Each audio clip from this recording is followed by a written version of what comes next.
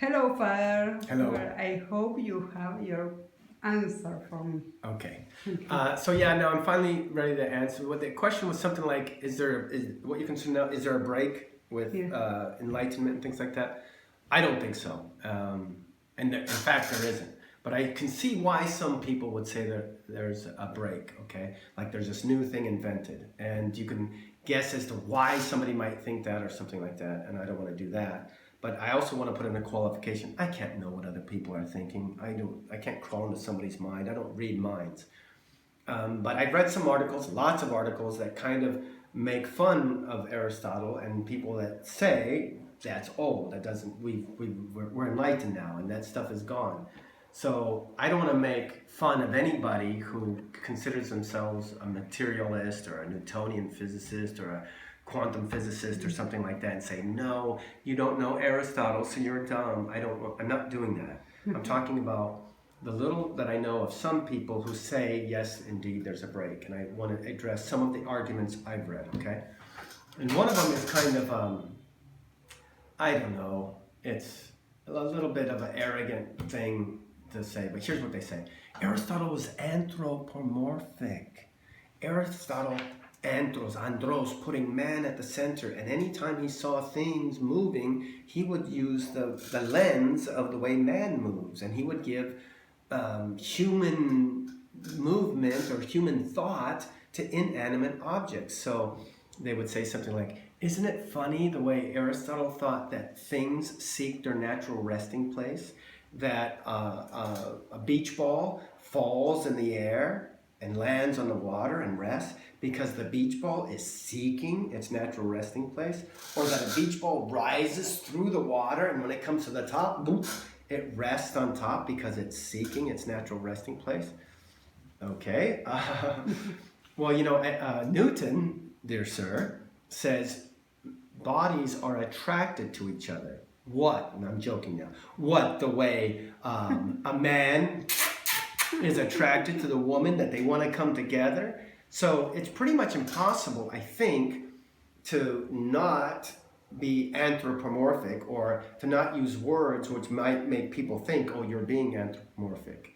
But I think it's my experience that a beach ball does in fact fall through the air and rise through water. Why is that? I think to say it seeks its natural resting place is at least an intelligent thing to say. Likewise, I think if things are attracted to each other because they're attracted, that's an intelligent thing to say as well. Okay? So, again, now I'm going to go to a different argument, and it would be called materialist, okay? That a Newtonian type of guy or an atomic theory type of guy might think that everything is material.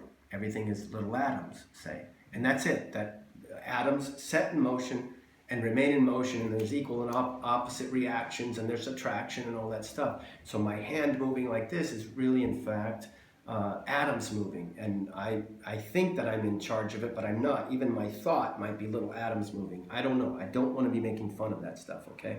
But it's something like that. I'm making a caricature, but it's because of my lack of study, okay? So let's take a real good argument that they would have, okay? So you see, in water, for example, water is made up of the atoms of hydrogen and oxygen, H2O, two atoms, one oxygen, okay? And I totally accept that. At Thomas Aquinas College, we do chemistry from the beginning, Lavoisier, all the way to the final development of chemistry as we know it today. And it was hard for me, and I learned a lot, but here is what I finally concluded with my friends, is that in fact is the case, that water has hydrogen and oxygen in it, but not just moved in a different way. That when you go into the lab, and we did that, we would go into the lab and we would take certain chemicals and we would bring them together and heat them up, and it always happened, there was this explosion, say, and now a different thing, and in the case of hydrogen and oxygen, we never did that because we didn't have the equipment, but you can bring hydrogen and oxygen together and make water. And I would argue that that's a different thing, that there's a substantial change. Just like if this cockroach, cucaracha, is crawling on the ground and I hit it, I would say it was a cockroach and now it ain't a cockroach no more. It's about to become polvo. And so all that stuff that was one organized body by another principle called the formal principle is now separate stuff. And other formal principles came to be, make copper, zinc, whatever cockroaches are made of. Now it's a bunch of little material thing, and that cockroach lost its formal principle that was organizing that body to be a cockroach. That would be my explanation. And that would be my explanation when you bring hydrogen and oxygen together. That there's a change there, and those atoms really are there in the water, the atoms of hydrogen and oxygen, but in a virtual way. Virtue being power, force, excellence, okay? They're in a virtual way, and it's a different thing, water. And let me give you an argument. It's not a proof, it's an argument. Why I think water is a different thing. Because it puts out fire. Hydrogen, extremely explosive. Oxygen, extremely explosive. Water, not at all explosive. On the contrary, it puts out explosions, so to speak, okay? So that's why I think there's a substantial change rather than just a shifting of atoms.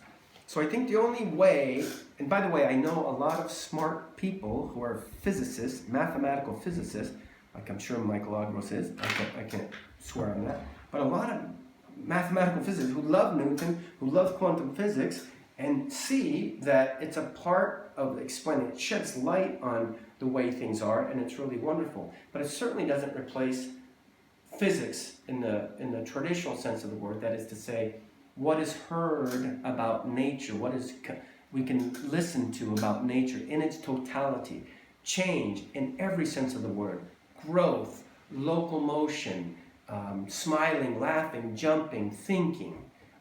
What natural philosophy tries to do is explain how can that happen? How can one thing become another thing? Or how can this appear to become another thing? And to put it in a short way, I already alluded to it, there would be a material principle, but there also would be a formal principle. So let's say with the birth of a baby or the conception of a baby, mommy's egg and daddy's semisia come together, and there's a substantial change. Now you have a human being, a wonderful, glorious human being. That would be substantial change. And that stuff there is this stuff here, but now there's a different formal principle. Here, it was in the form of an uva, and here it's in the form of a semisia, and now that stuff is in the form of a man, or a woman, obviously. And how can that be? I can't give you a quick mathematical, clean analysis of it right now, but what I can do is this. Encourage you to do Euclid, encourage you to do logic, and to study philosophy, and also study this mathematical physics, mathematical natural way of looking at the world. Look at the natural world in a mathematical way. They're both good and in no way are contradictory to each other. In fact, Newton and quantum physics, helps us to have a perceive reality in its totality and develop a new way of thinking about reality in its totality. Once you looked at it mathematically, you say, wow, that's pretty cool. This can happen over here and over here. I thought that things couldn't be and not be at the same time. Well, maybe because blah, blah, blah, that it's not really that. And you study it and say, oh, that helps me think about motion in itself. So, on the other hand, you don't want to say, oh, I'm only going to study Aristotelian physics because they came up with something new and they treat the world just mathematically and that's bad. No.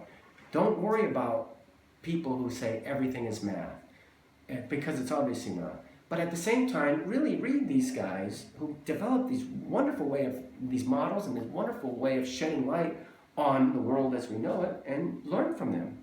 Okay, so I don't see between Ptolemy and Copernicus and Kepler, I don't see a rupture. I see a development of thought. And then with Newton and quantum physics, I certainly don't see a rupture. I see a development of thought.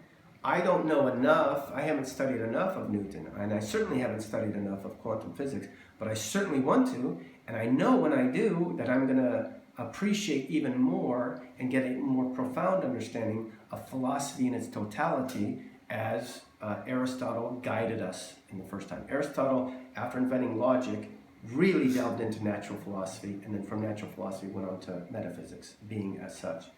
And I know in my bones and in my guts, or at least have a very, very, very, very strong opinion, that the more you know about Newton and the more you know about quantum physics, the more you can appreciate natural philosophy in its totality. Does that answer your question, Mother?